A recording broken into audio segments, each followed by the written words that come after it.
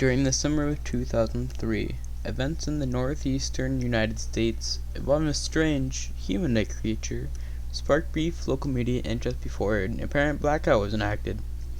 Little or no information was left intact.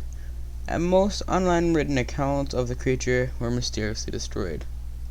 Primarily focused on the rural New York State and once found in Ohio, self-proclaimed witnesses told stories of their encounters with the creature of unknown origin. Emotions range from extremely traumatic levels of fright and discomfort, almost like a child's sense of playfulness and curiosity. While their published versions are no longer on record, the memories remain powerful. Several of the involved parties began looking for answers that year. In early 2006, the collaboration had been accumulated nearly 24 documents dating between the 12th century and present day, spanning 4 continents. In almost all cases, the case was identical. I've been in contact with a member of this group and was able to get some experts from their upcoming book. A Suicide Note, 1964. As I prepare to take my life, I feel it necessary to assuage any guilt or pain. I have introduced this through act. It is not the fault of anyone other than him. For once I awoke and felt his presence, and once I saw his form. Once again I awoke and heard his voice, and looked into his eyes. I cannot sleep without fear of what I may wake up to the next experience. I cannot ever wake. Goodbye. Found in the same wooden box were 2 empty envelopes addressed to William and Rose. One loose personal, other with no envelope. Dearest Winnie, I have prayed for you. He spoke your name. An intro journey translated from Spanish, 1880. I have experienced the greatest terror. I have experienced the greatest terror. I have experienced the greatest terror. I see his eyes when I close mine. They are hollow, black. They saw me and pierced me. His wet hand, I will not sleep. His voice, and all of after that is just basically scratched out. We've tried 100 times. There are no chances of us getting this. Mariner's log. He came to me in my sleep. From the foot of my bed, I felt a bad sensation. He took everything.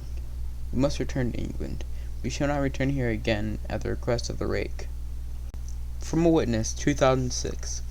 3 years ago, I had just returned from a trip from Nigeria Falls with my family for the 4th of July. We were all very exhausted after a long day of driving, so my husband and I put the kids right to bed and called it a night. At around 4 a.m., I'd say, I woke up thinking my husband had gotten up to use the restroom. I used a moment to steal back the sheets, only to wake him in the process. I apologized to him and thought he got out of bed. When he turned to face me, he gasped and pulled his feet up from the end of the bed, so quickly his knee almost knocked me out of the bed. He then grabbed me and said nothing. After adjusting to the dark for half a second, I was able to see what caused the strange reaction. At the foot of the bed, sitting and facing away from us, it appeared to be a naked man, or a hairless dog of some kind, a very big one. His body was sitting in a disturbing position, and it was very unnatural, as if it had been hidden by a car or something. For some reason, I was not instantly frightened by it, but more concerned at its condition. At this point, I was somewhat under the assumption we were supposed to help him. My husband was peering over his arm and knee, tucked into the fetal position, occasionally glaring at me before returning to the creature. In a flurry of motion, the creature scrambled out from the side of the bed, and then scrawled quickly, flew in sort of motion right along the bed until it was less than a foot away from my husband's face. The creature was completely silent for about 30 seconds, or probably closer to 5. Just seemed like a while. Just looking at my husband. The creature then placed its hand on his knee and ran into the hallway, leading to the kids' rooms. I screamed and ran for the light switch, planning to stop him before he would hurt my children. When I got to the hallway, the light from the bedroom was enough to see it crouching, hunched over about 20 feet away. He turned and looked directly at me, covered in blood. I flipped the switch as fast as possible and on the wall I saw my daughter Clara. The creature ran down the stairs while my husband and I rushed to help our daughter. She was very badly injured and spoke once more than her short life. Then they said, "He is the Rake." My husband drove his car into a lake that night. While rushing our daughters to the hospital, they didn't survive. Being a small town, news got around pretty quickly. The police were helpful at first, and then the local newspaper took a lot of interest as well. However, the story was never published, and the local television news never showed up either. And for several months, my son Justin and I have stayed in a hotel near my parents' house. After we decided to return home, I began looking for answers for myself. I eventually located the man next to town over who had assumed her story. We got in contact and began talking about our experiences. He knew two other people in New York who had seen the creature, who we now refer to as the Rake. It took the four of us 2 solid years on hunting on the internet and writing letters to come up with a small collection of what we believe were accounts of the Rake.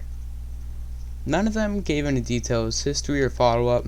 One journal had an entry involving the creature in its first 3 pages. I never mentioned it again. A ship's log explained nothing of the encounter, only saying that they were told to leave by the Rake. That was the last entry in the journal. There were, however, many instances where the creature's visit was one of the series of visits with the same person. Multiple people also mentioned being spoken to, my daughter included. This led us to wonder if the Rake had visited any of us before our last encounter.